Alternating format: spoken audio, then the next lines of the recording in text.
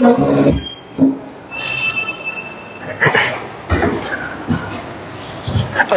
नमस्ते बच्चों। तो आगे बढ़ाते हैं अपन। Let's see Gauss law.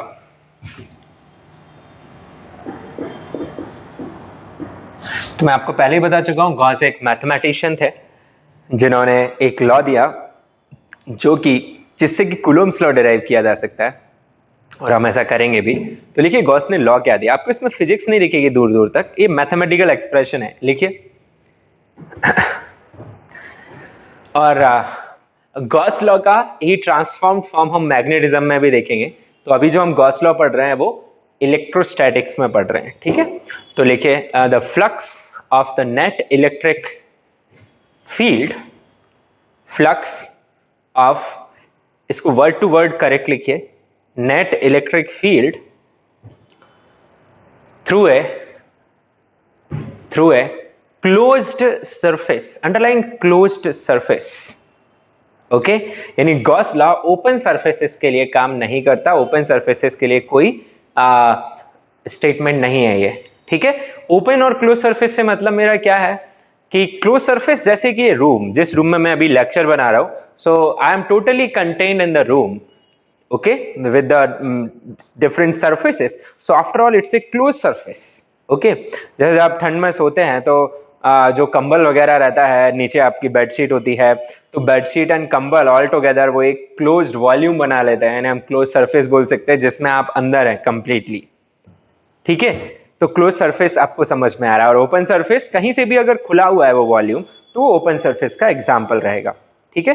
तो लिखिए the flux of the net electric field associated or through a closed surface equals to net charge enclosed, net charge enclosed, underline net charge enclosed, मतलब अंदर कितना चार्ज है उस वॉल्यूम के अंदर, ठीक है।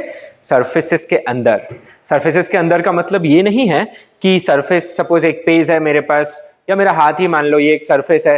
सरफेस के अंदर का मतलब ये नहीं कि जो हाथ के अंदर थिकनेस के अंदर चार्ज है। सरफेस की वर्चुअली कोई थिकनेस नहीं होती है, जस्ट ए पार्टीशन, ठीक है। इसके अंदर मतलब ये सपोज मैंने क्लोज वॉल्यूम बना लिया यहाँ पे, तो यहाँ पे कोई चार्ज है वो अंदर माना जाएगा, बाहर कोई चार्ज है वो बाहर माना जाएगा। So it's not in the skin of surface, okay. तो लिख लीजिए the flux of the net electric field through a close surface equals to the net enclosed charge by the surface divided by epsilon naught, divided by epsilon naught, ठीक है। So let us consider a closed surface to have a visualization. I'll give you a feeling of that. See, ये cross section आप देख रहे हैं, और एक इसका ढक्कन ये है और दूसरा उसका ढक्कन ये है। Can you feel the closeness of this surface? It is completely closed, ठीक है। ये यहाँ कंप्लीटली क्लोज्ड है, ऐसा। This is a closed surface, पीछे से भी। अब इसके अंदर कुछ चार्जेस हैं, इसके अंदर कुछ चार्जेस हैं, जैसे Q1, यहां पे सपोज माइनस Q2। चार्ज दो नेचर का होता है, पॉजिटिव नेगेटिव कुछ भी हो सकता है, जैसे Q3 से सम, okay, there are some charges which are outside the surface, like here it is Q4, maybe here minus Q5, all right। तो ये सब चार्जेस हो गए जो इस सरफेस के अंदर या फिर सरफेस के बाहर है, क्लोज सरफेस के, और ये सब के सब अपना फील्ड प्रोड्यूस कर रहे होंगे, सबकी फील्ड लाइंस होंगी। तो गॉस ने बोला कि जो net flux associated with this close surface वो सिर्फ अंदर के चार्ज पे ही डिपेंड करेगा, बाहर के चार्ज पे डिपेंड नहीं करेगा।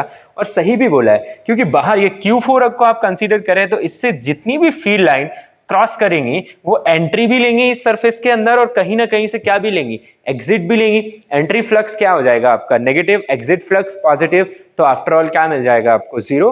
तो जो आउटसाइड द क्लोज सरफेस जो चार्जेस हैं वो उस सरफेस से कोई फ्लक्स बना ही नहीं पा रहे हैं। हाँ, अंदर के जो चार्जेस हैं उनसे फील्ड लाइंस बाहर आ रही होंगी, जो नेगेटिव चार्ज है उनकी वजह से अंदर जा रही होंगी, और वो टर्मिनेट हो रही होंगी नेगेटिव पे या फिर ओरिजिनेट हो रही होंगी पॉजिटिव से, समझ रहे हैं? तो अंदर के चार्जेस तो कुछ नेट फ्लक्स बनाएंगे पर बाहर के चार्जेस नेट फ्लक्स नहीं बनाएंगे। तो एक्सप्रेशन क्या है? उन्होंने बोला कि phi net through this closed surface is equal to q enclosed divided by epsilon naught। q enclosed मतलब टोटल जो enclosed चार्ज है, अंदर जो चार्ज है, ठीक है?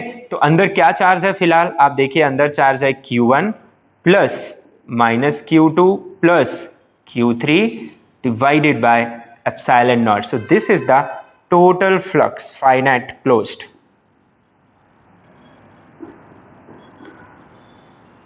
And this law is interesting law, क्योंकि अभी हम स्ट्रगल कर रहे थे इंटीग्रेशन में कि अगर सरफेसेस बहुत ऐसे अनइवन दे दी जाएं तो इंटीग्रेशन करना will be a big challenge for us because they are not planar integrations.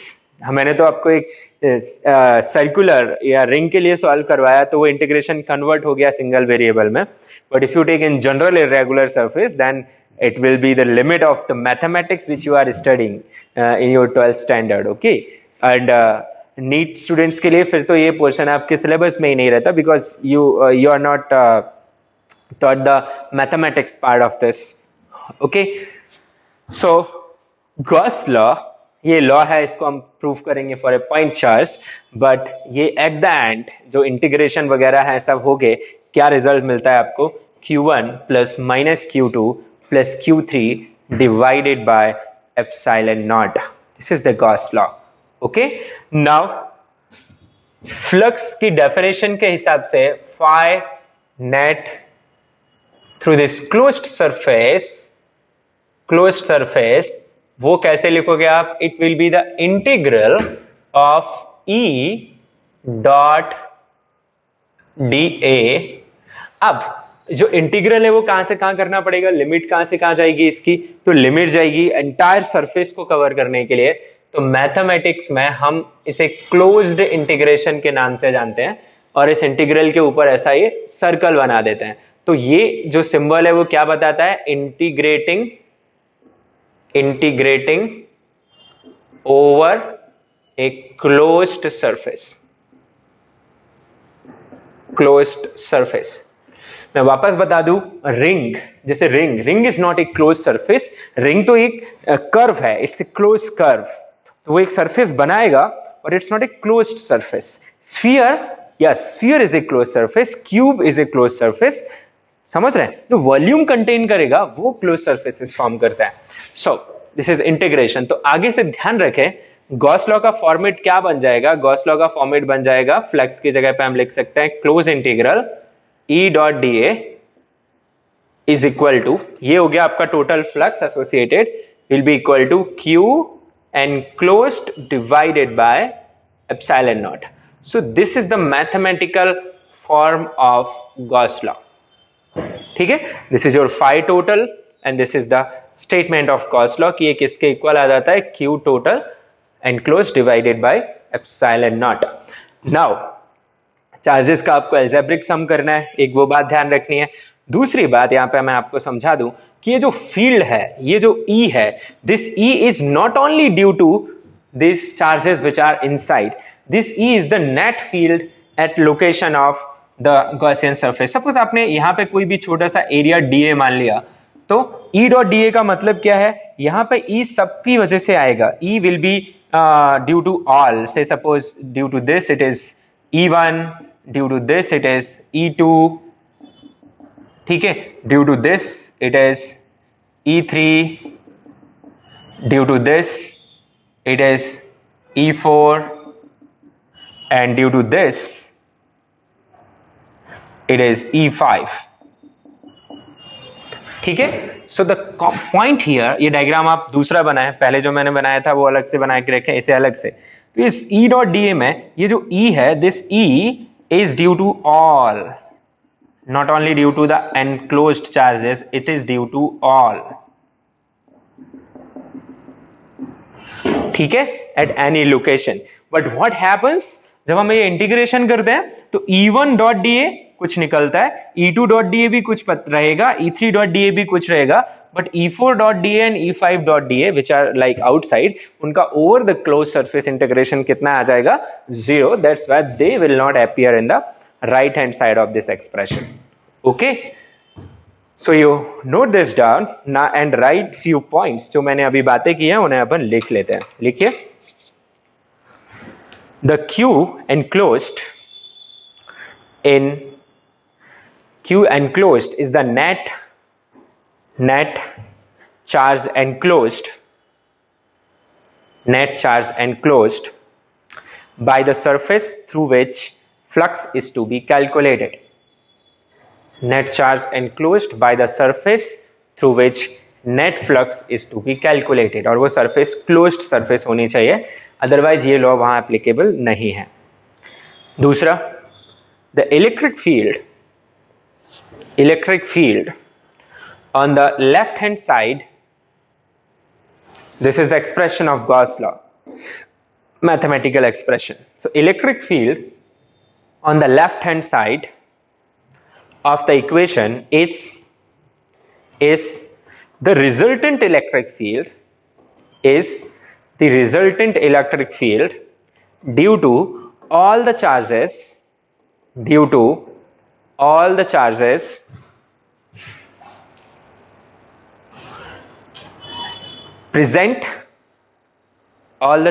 present in the space, जिनका भी फील्ड उस सरफेस पे आ रहा हो. ब्रैकेट में लिख लीजिए, including both enclosed as well as outside charges. Enclosed as well as outside charges. Next point, the flux through the Gaussian surface.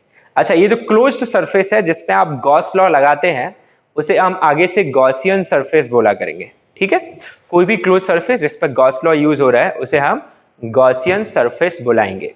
तो flux through the Gaussian surface is independent of its size and shape. ठीक है, मतलब ये जो closed surface है इसका आकार और इसकी आकृति दोनों ही फैक्टर्स पे टोटल फ्लक्स डिपेंड नहीं करेगा, क्योंकि टोटल फ्लक्स सिर्फ किस बात पर डिपेंड कर रहा है कि नेट एनक्लोज्ड चार्ज कितना है. ठीक है, तो अगर मेरे पास एक ऐसा स्फीयर है, से जैसे स्फीयर है ना, और उसके अंदर कोई चार्ज Q1 है, यहाँ पे कोई चार्ज -Q2 है, फिर मेरे पास इधर एक क्यूब है, किसी भी शेप का बना रहा है वो, और उसके अंदर भी ये चार्ज Q1 और ये चार्ज -Q2 है. तो अगर टोटल चार्ज सेम है, इवन Q1 Q2 भी छोड़ो, टोटल चार्ज सेम है अंदर एनक्लोज्ड, तो फ्लक्स क्या रहेगा? Same, according to the Gauss law. So ये पॉइंट अच्छे से समझ लीजिएगा कि flux through the Gaussian surface is independent of its size and shape. Next point, flux इस बात पे भी डिपेंड नहीं कर रहा है कि ये चार्जेस का पोजीशन किस तरीके से है, ये कितना कितना दूर है, नियर टू सरफेस है या दूर है सरफेस से, इन सब फैक्टर्स पर भी फ्लक्स डिपेंड नहीं कर रहा है. तो लिखिए ये बात, the flux through Gaussian surface is independent of position of charges enclosed in the surface. Position of charges enclosed in the surface. Okay, next point, flux through a Gaussian surface. Whenever I say Gaussian surface, it must be closed surface. Okay, so flux through Gaussian surface depends only on the total enclosed charge. Even it is not depending on number of charges, it's depending on the total amount of charges which is enclosed. So the flux through Gaussian surface depends only on net enclosed charge. ठीक है भाई, तो ये कुछ important बातें थी, है ना, जो जिन पे कभी कभी क्वेश्चंस ऑब्जेक्टिव में आ जाते हैं, या फिर जब हम न्यूमेरिकल सॉल्व करते हैं तो बैक ऑफ द माइंड ये थिंकिंग रहनी चाहिए अगर हम गलती से बचना चाहते हैं. तो अब कुछ एक आपसे मैं सवाल पूछता हूँ, लिखिए एज ए क्वेश्चन, लिखिए इसे. If net flux through Gaussian surface is 0, through Gaussian surface is 0, then the net field at all the location of Gaussian surface, net field at all the locations of Gaussian surface must be 0. आपको बताना है ये सही है या गलत है, true और फॉल्स. सो मेरा यहां पे सवाल ये हो गया कि अगर net flux associated with Gaussian surface is 0, तो क्या उस गॉसियन सरफेस की लोकेशन पे हर जगह नेट फील्ड भी 0 होना चाहिए? ऐसा जरूरी है? तो आंसर है no, statement is false and it is very clear here. आपको नेट फ्लक्स 0 करने के लिए क्या 0 करना है? क्यू एनक्लोज 0 करना है. उसके लिए क्या 0 आना चाहिए? ई डॉट डी ए का क्लोज इंटीग्रेशन 0 आना चाहिए. उसके लिए ई हर जगह 0 होने की जरूरत नहीं है. ठीक है, ऑन द सरफेस. तो जैसे आप कोई भी क्लोज सरफेस लेना है, visualise it's a close surface, ठीक है, और उसके अंदर कोई भी चार्ज है, सपोज Q1, यहाँ पे -Q2 है ना, और यहाँ पे कोई Q3, तो कोई भी एक छोटा सा लोकेशन ऑन द सरफेस जहां पे फील्ड जरूरी नहीं है 0 हो, E3 ये आपके लिए E1 हो गया और इधर ये E2 हो गया. सो इट्स नॉट इम्पोर्टेंट कि ये जो E1, E2, E3 इनका वेक्टर सम 0 आए हर जगह, बट इंपॉर्टेंट ये है कि इनका जो इंटीग्रेशन आएगा over the close surface E dot DA वो क्या आएगा? 0. अच्छा, एक और पॉइंट लिखिए यहाँ पे, आई मीन ये भी ट्रू और फॉल्स है, आपको बताना है. लिखिए, if net electric field at all points of Gaussian surface is 0, then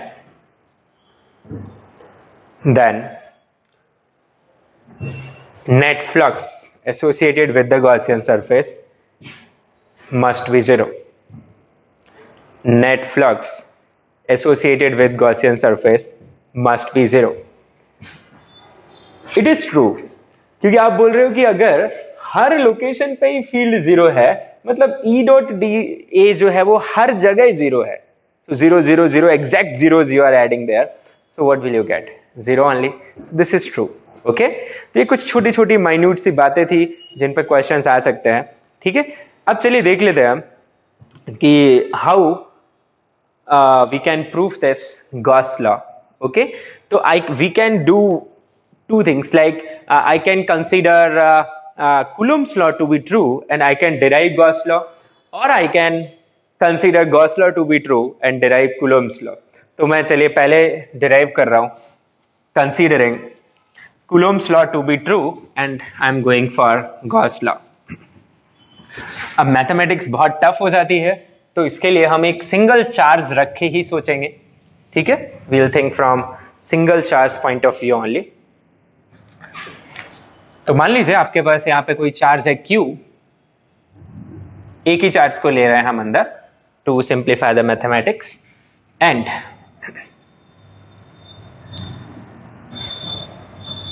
कोई भी एक सरफेस विजुअलाइज कर लीजिए इरेगुलर सा, और ये कोई आउटसाइड चार्ज है, इसे मैंने QEN लिख दिया, Q एनक्लोज्ड, और ये Q आउटसाइड हो गया.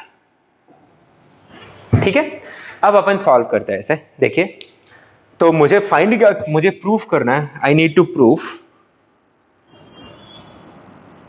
दिस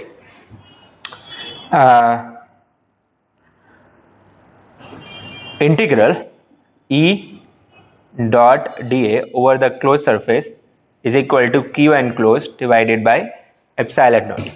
ठीक है, अब Coulomb's law हम ट्रू मान रहे हैं, I am considering it as a point charge. So let us consider a small surface dA here whose normal is in this direction. ठीक है, this is a small surface dA. Now let us see the field. तो जो अंदर का charge है, enclose charge है, उसका जो फील्ड आएगा, मैंने पॉजिटिव लिया हुआ है, तो ये हो गया आपका E एनक्लोज्ड वाले की वजह से, और ये भी मैंने पॉजिटिव लिया हुआ है, तो ये हो गया E आउट वाले की वजह से, ठीक है, इस लोकेशन पे. So how will I right E dot dA at that elementary area? So I'm going for E dot dA at that elementary area. So I'll write E due to the enclosed charge vectorially plus E due to the outside charge, ठीक है, and dot product with dA vector. So what will I get? This term E dot dA, it will be equal to E enclosed dot dA plus E out dot dA. ठीक है, अब ध्यान से देखिएगा, distances ले लीजिए कुछ इनकी. तो यहां से ये डिस्टेंस को मैंने कुछ R enclosed ले लिया और ये R out ले लिया, these distances. So now I'm going to use the Coulomb's law. Angles वगैरह भी ले लीजिए आप. तो सपोज जो अंदर वाला है उसका फील्ड α1 एंगल बना रहा है कुछ यहाँ से, और इसका जो फील्ड है आउटसाइड वाला नॉर्मल के साथ कुछ α2 बना रहा है. This is your dA area, ठीक है. So how much, let us break this expression now. So E enclosed आ जाएगा मेरे पास Q enclosed divided by 4 pi epsilon naught R enclosed का square, okay, into dA into cos of α1 plus ये आ जाएगा मेरे पास Q out divided by 4 pi epsilon naught R out का square into dA into cos of α2. कुछ इस तरीके से आएगा, ठीक है. अब अपन इसे क्या करेंगे, integrate. So this is my E dot dA. So let us integrate this. So in this integration, I'll write the first term, which is Q enclosed divided by 4 pi epsilon naught R enclosed का square into dA cos of α1 plus Q out divided by 4 pi epsilon naught R out square into dA cos α2. So take the constant terms out of this expression. So Q enclosed divided by 4 pi epsilon naught I took out, ठीक है. R enclosed तो change होता रहेगा क्योंकि आप DA अलग अलग locations पे लेंगे तो R चेंज होता रहेगा, एंगल अल्फा चेंज होता रहेगा, DA तो वेरिएबल है ही, तो अंदर क्या बच जाएगा आपके पास, you will have your DA cos α1 divided by R square the enclosed plus same way you will write Q out divided by 4 pi epsilon naught. Here also you'll get dA cos of α2 divided by R out का whole square, and you need to integrate it over the entire surface, which is, this is what you got, the E dot dA. तो अभी तक तो कोई दिक्कत नहीं है. अब मुझे इस पे सर्कल भी लगाना है. So we'll use the circle term, means you are integrating over the closed surface. Need students, you can skip this very well. आपको ये बिल्कुल जरूरत नहीं है, ठीक है. अब आपको मैं याद दिलाऊं कि सपोज आपके पास कोई भी छोटा सा एरिया DA है. Suppose you have any small area DA. मैंने आपको कल की क्लास में ही सिखाया था, और यहाँ से कोई भी एक डिस्टेंस R पे पॉइंट है और ये DA, यहाँ सॉलिड एंगल कितना बनाता है, this small solid angle which I told you this is D of the solid angle. तो मैंने आपको सिखाया था कि ये आपकी R की डायरेक्शन है और ये आपका एरिया वेक्टर है n कैप. ये एंगल अगर अल्फा है तो आप क्या करते हैं, इसका प्रोजेक्शन लेते हैं. So this D of solid angle, it was equal to dA cos of alpha divided by this R square. This was the solid angle, isn't it? So what can I can say here, I can say this dA cos alpha divided by R square will be the respective solid angle made by this small area dA. This is the solid angle on the enclosed charge, and here this is the solid angle made by this surface solid angle made by this surface on the outside charge. Okay, so these are small solid angles. Now you will go from here, dA covering the entire surface. This is how you will go over the closed integration. So I'm doing nothing, I'm just replacing these terms with the solid angle. So what will I get?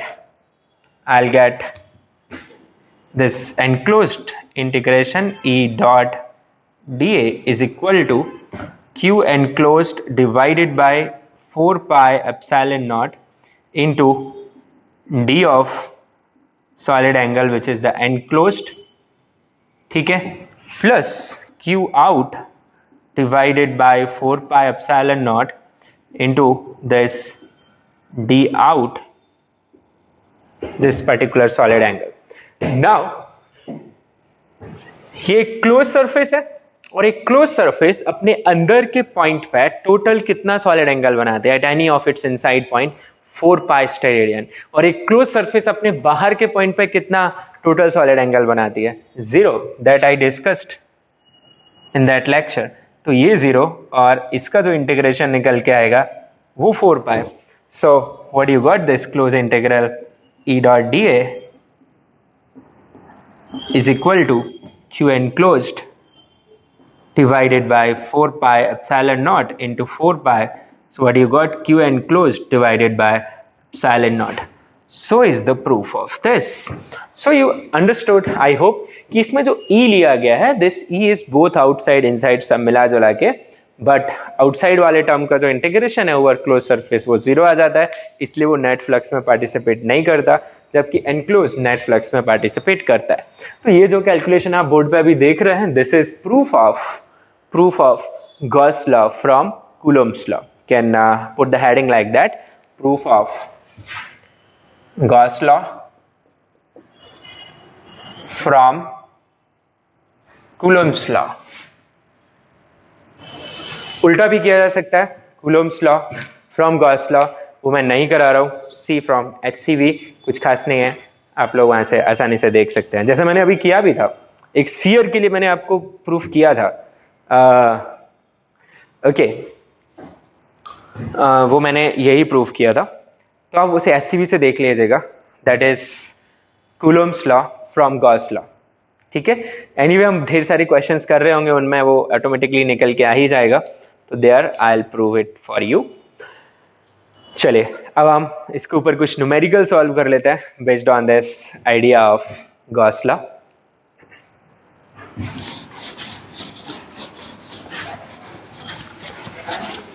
तो proof खास आजकल ज़्यादा relevant नहीं है objective की दुनिया में, but सिर्फ इसलिए हमने देख लिया so that we can understand कि ये क्या है और क्यों यहाँ के रिजल्ट कूलोम्स लॉ से मैच करते हैं, और क्यों इसे फिजिक्स में पढ़ा जाता है जबकि ये कंप्लीट मैथमेटिक्स है. ठीक है. सो गॉस लॉ से बहुत सारे सिचुएशंस काफ़ी इजी हैंडल करना हो जाता है, मैथमेटिक्स काफ़ी इजी हो जाता है, जो कूलोम्स लॉ से टफ पड़ता है कुछ सिचुएशंस में, वो भी हम देखेंगे. फिलहाल हम क्वेश्चंस पे ध्यान दे रहे हैं. तो सबसे बेसिक क्वेश्चन, एक क्लोज सरफेस है, इसके अंदर सपोज 5 कूलोम का चार्ज है, माइक्रो कूलोम्स में ले लीजिए, 5 micro coulomb minus 4 micro coulomb, then 2 microcoulomb, 6 microcoulomb, 1 microcoulomb. So I'm asking find net flux associated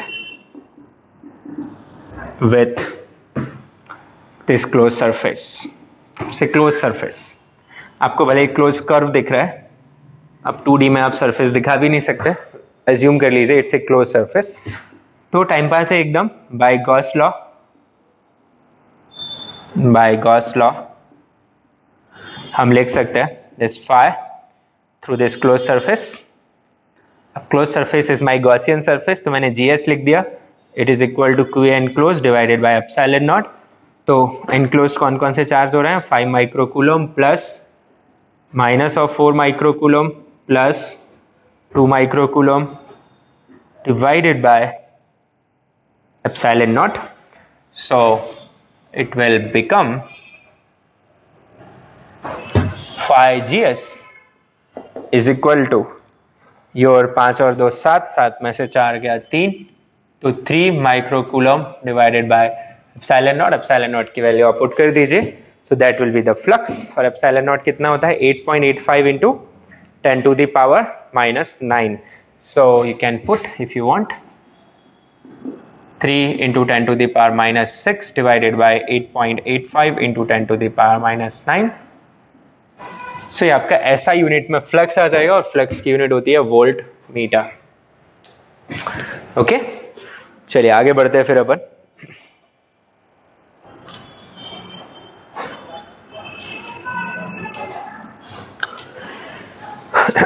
अगला क्वेश्चन करते हैं. लिखिए, a point charge Q is placed at the center of a cube. At the center of a cube, find flux through any one surface of the cube. Any one surface of the cube. तो cube एक close geometry है, और उससे total flux associated कितना हो जाएगा? Q divided by epsilon not by Gauss law.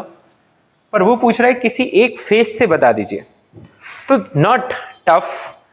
तो आप जिस रूम में ये वीडियो देख रहे हैं, उस रूम को विजुअलाइज कर लीजिए कि वो एक क्यूब है, और उसके सेंटर में एक चार्ज फील करिए. ठीक है, आप पाएंगे कि हर सरफेस क्यूब की हर सरफेस उस चार्ज के ऊपर सेम सॉलिड एंगल बनाएगी कि नहीं बनाएगी? तो इसका मतलब क्या हो गया कि उस क्यू का जो इलेक्ट्रिक फील्ड लाइंस हैं वो इक्वल नंबर में हर सरफेस से पास कर रही होगी. तो टोटल कितना है? Q divided by epsilon not. Surfaces कितनी है एंटायर क्यूब में? 6 surfaces. So what will be the contribution from one surface? 1/6. ठीक है, पर ऐसा सिर्फ तभी बोल सकते हैं व्हेन यू आर कॉन्फिडेंट कि हर सरफेस इक्वली कंट्रीब्यूट कर रहा है. हाँ, अगर मैंने ये चार्ज सेंटर की बजाय किसी सरफेस के पास रख दिया, फिर आप ये आइडिया यूज नहीं कर पाएंगे. फिर आपको पूरा मैथमेटिक्स से जाना होगा, विच इज वेरी लेंदी. तो ये सब आपसे नहीं पूछा जाएगा. ओके, सो फिलहाल के लिए आप ऐसे सोच लें.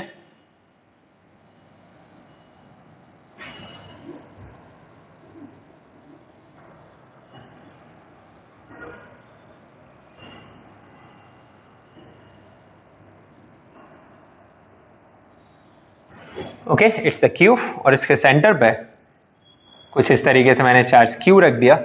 तो आप लिख सकते हैं phi total associated with the cube by Gauss law. You can write it is Q divided by epsilon naught.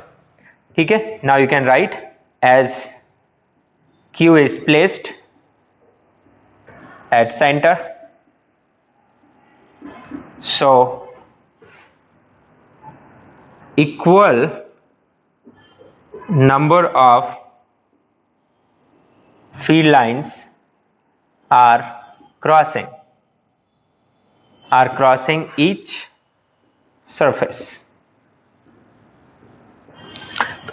तो हर एक सरफेस से equal number of field lines cross हो रही हैं, इसीलिए हर सरफेस से इक्वल फ्लक्स एसोसिएटेड रहेगा. ठीक है, सॉलिड एंगल अगर आपको विजुअलाइज करना है तो आप कुछ इस तरीके से सोचेंगे. तो ये कुछ सॉलिड एंगल बनेगा और हर सरफेस लगभग क्या एग्जैक्टली इक्वल सॉलिड एंगल बनाएगी in this scenario. So you can write 6 times flux associated with one surface. ठीक है, ये phi, let's call the phi is the flux associated with one surface.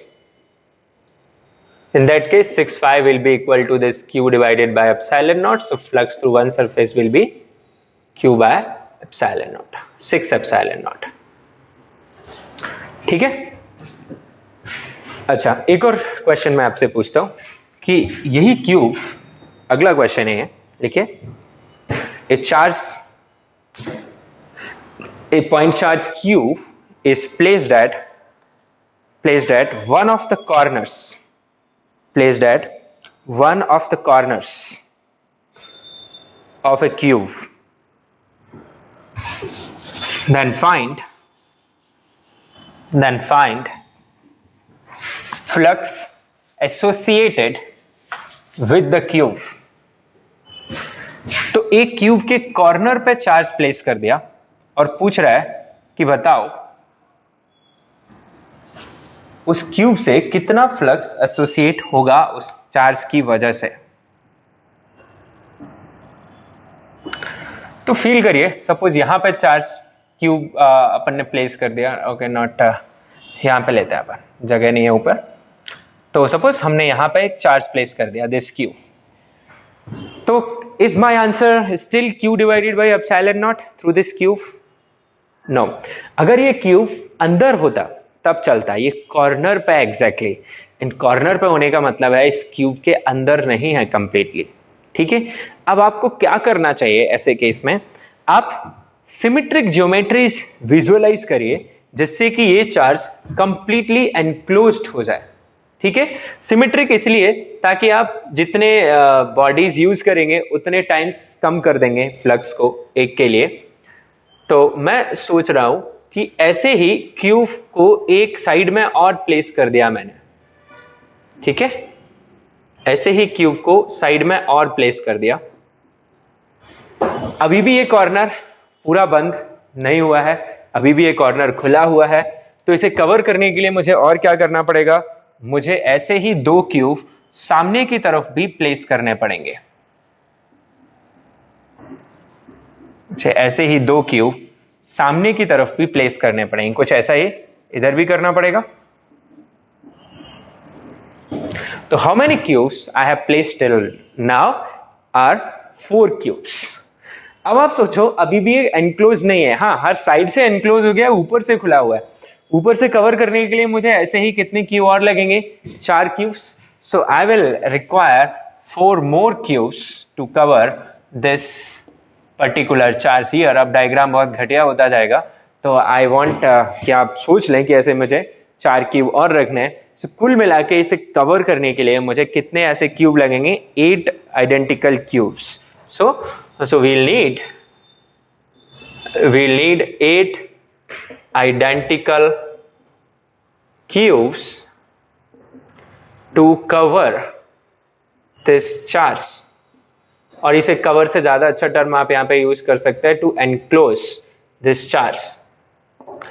So phi associated with 8 cubes completely will be q divided by epsilon naught। Okay, अब ये 8 cubes मैंने जो लिए हैं they are symmetric, हर एक के कॉर्नर पे है, ये 8 के कॉर्नर पर ही आएगा ये charge. So they will be contributing equally in the flux. So phi associated with 1 cube will be 1/8 of this number which is q by epsilon naught। सो एक क्यूब से कितना फ्लक्स एसोसिएट हो जाएगा, q divided bye 8 epsilon not. समझ में आ रही है बात ना? यू में आर्ग्यू कि इतना क्यों किया यार, मैं तो उसे अपने हाथ से ही कवर कर लेता, कोई दिक्कत नहीं है, हाथ से कर लो कवर। पर प्रॉब्लम यह है कि हाथ प्लस क्यूब ये दोनों इक्वल कंट्रीब्यूटर नहीं है।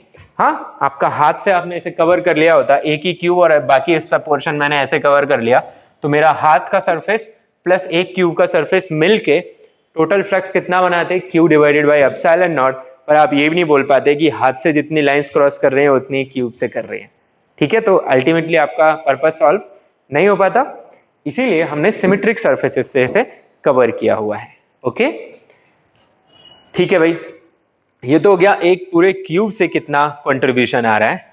अब मेरा सवाल है कि उस क्यूब की एक सरफेस से कितना कंट्रीब्यूशन आ रहा होगा।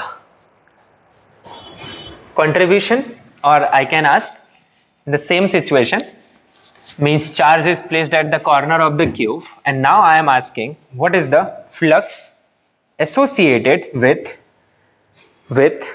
the faces, individual faces of the cube। तो उसके लिए आप बहुत ध्यान से देखिए, आपको समझ जाएगा। मेरे डायग्राम से ज्यादा अच्छा आप समझ सकते हैं जिस रूम में बैठ के आप ये लेक्चर देख रहे हैं, उस रूम में विजुअलाइज करिए, आपको ज्यादा इजीली समझ में आ जाएगा। ठीक है, एंड मैं ये मान के चल रहा हूं कि आप एक क्यूब या फिर क्यूबॉइड टाइप के रूम में ही देख रहे होंगे, अच्छा, ये क्यूब है, बहुत ध्यान से सुनना है आपको। और मान लीजिए यहां पर ही चार्ज रखा हुआ है क्यूब।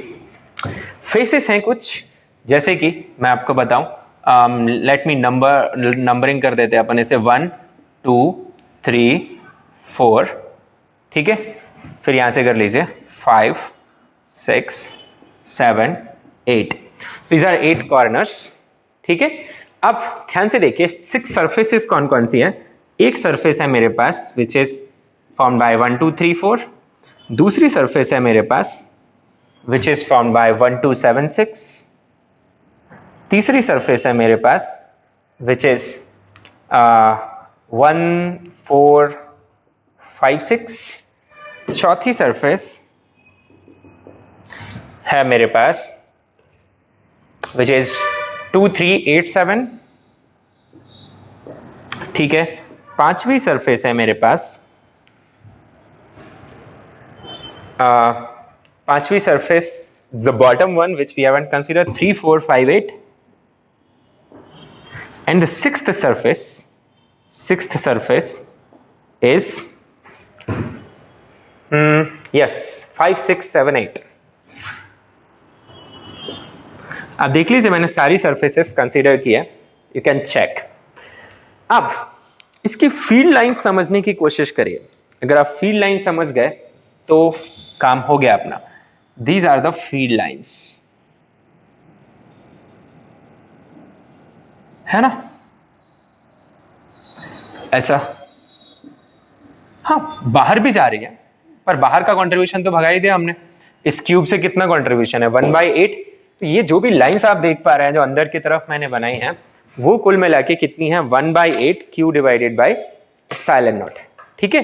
अब ध्यान से सुनना, सरफेस 1 2 3 4 1 2 3 4, ये तो वैसे ही सवाल हो गया ना जो पार्ट आज का जो पहला लेक्चर था उसमें मैंने आपसे पूछा हुआ था कि एक सरफेस के कॉर्नर पर चार्ज रखा हुआ है, what is the flux associated with this surface, और आंसर आया था 0, क्योंकि इसका जो फील्ड है वो बाहर की तरफ आएगा, जो सरफेस से नहीं आ रहा, अंदर की तरफ आएगा वो सरफेस, तो सरफेस पर तो सिर्फ पैरेलल में ही है ना। तो 1 2 3 4 का जो कंट्रीब्यूशन है वो 0 है। बिल्कुल वैसे ही आपका 1 2 7 6 का भी कंट्रीब्यूशन 0 है। और मतलब एक कॉर्नर कंटेन करने वाली जितनी भी सरफेस हैं, 3 सरफेस मिलेंगी आपको, एक 1 2 3 4 1 2 7 6, और एक कौन सी मिल रही है आपको, मिलेगी एक 1 4 5 6, यस हियर। तो all the surfaces which are having this corner as common are contributing 0 flux, because जो field lines हैं they are not crossing, they are grazing parallel to these surfaces. Now remains these three are this and the bottom, and they are equally contributing in the flux, ठीक है। So they are equal contributors in flux। आप room से और अच्छा visualise कर सकते हैं। तो इनकी वजह से individual phi of any of this surface S4 S5 और S6, it will be equal to 1/3 of the total, which is 1/8 of Q by epsilon naught. So here it will be Q divided by 24 epsilon naught. So I hope you are able to understand these questions. These are not numerical or mathematically intensive नहीं है, they are like थोड़ा आपको दिमाग लगाना है, brainstorming करनी है, ठीक है। तो मुझे अच्छा लगता है क्वेश्चंस, आई होप आपको भी लग रहे होंगे। तो कुछ सोचना होगा आपको, ठीक है। कभी भी ऐसा क्वेश्चन आपको दिख जाए तो थिंक एंड अटेम्प्ट। चलिए बता दूं इसे।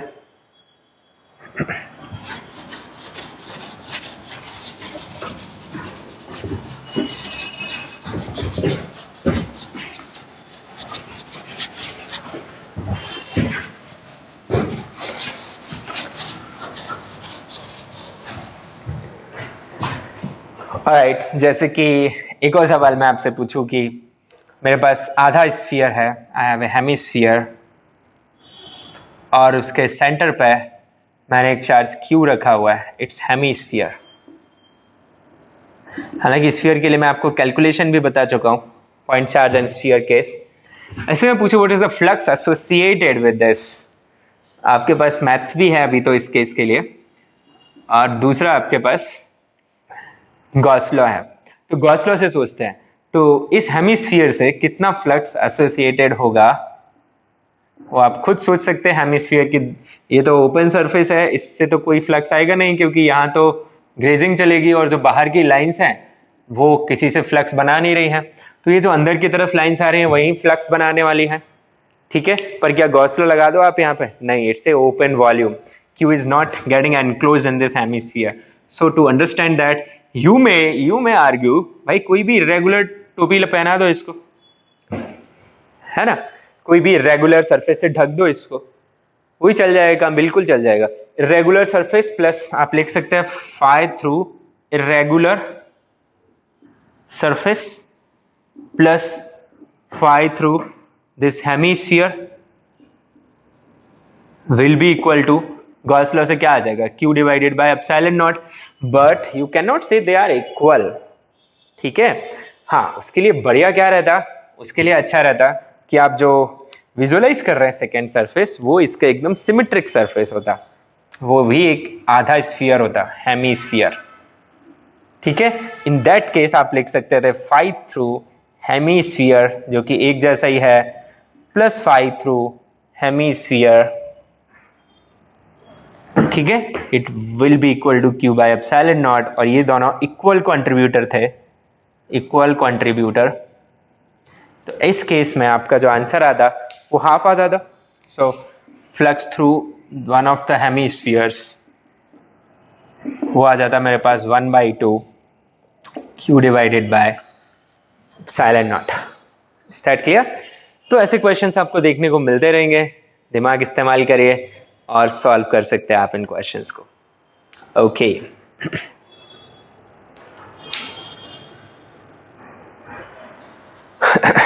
Let's see one more question. जैसे सपोज एक क्लोज सरफेस है, okay, there is a close surface,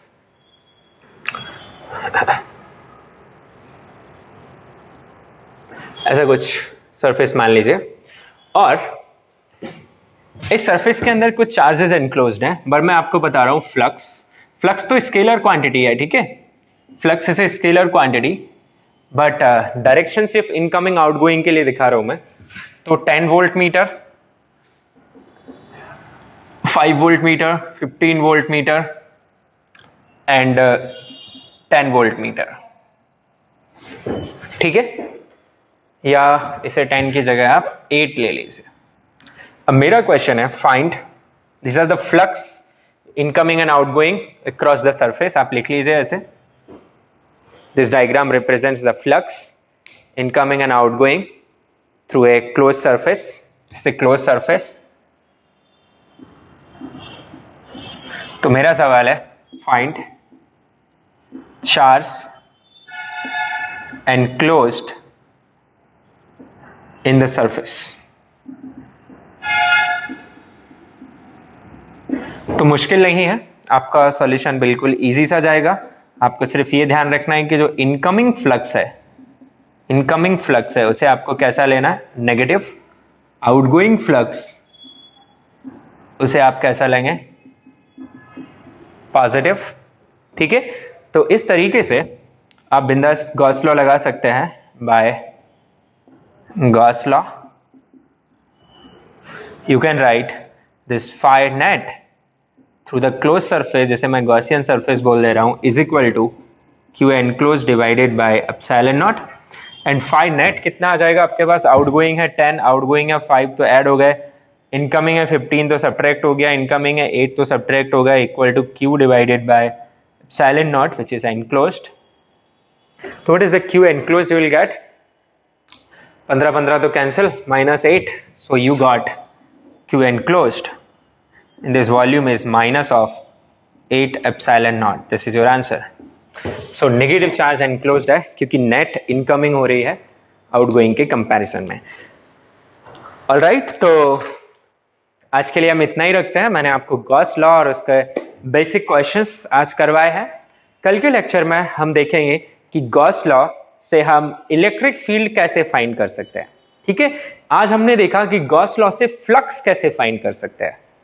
application of Gauss law की बात करें तो आज हमने देखा है कि गॉस लॉ से फ्लक्स कैसे निकाल सकते हैं। कल देखेंगे गॉस लॉ की हेल्प से डिफरेंट चार्ज कॉन्फ़िगरेशंस के फील्ड कैसे फाइंड करेंगे। ओके, और उसके बाद हमारा लास्ट पार्ट आ जाएगा इस चैप्टर का, दैट इज कंडक्टर्स।